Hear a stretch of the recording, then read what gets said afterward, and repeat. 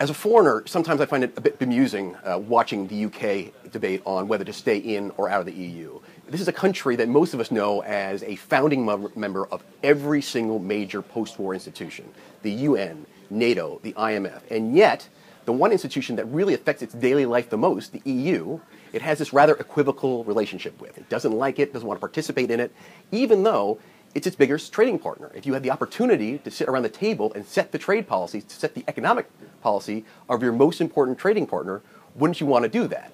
And yet we have this situation where Britain was not a founder of the EU, and because it's an island nation and its history of being sort of set aside in Europe, it has this weird relationship with Europe. Now, this is a real concern to a lot of foreigners. Now, particularly in the U.S., where you've had the Obama administration lobby very hard to keep Britain in the EU. Now, part of this is realpolitik. You know, like in NATO, like in the UN, the U.S. relies on Britain very heavily to advance the American agenda.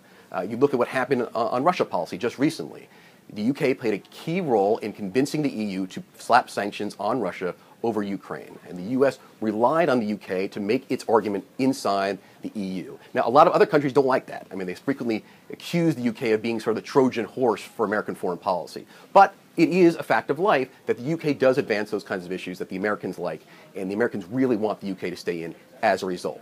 But it's not just the Americans. If you look at the internal discussions within the EU, particularly on market regulation, on free trade, on some of these really core economic issues, there are countries in Scandinavia in particular, but also Germany, who see Britain as a big member state who will argue for free trade, will argue for anti-regulation, will argue for free markets.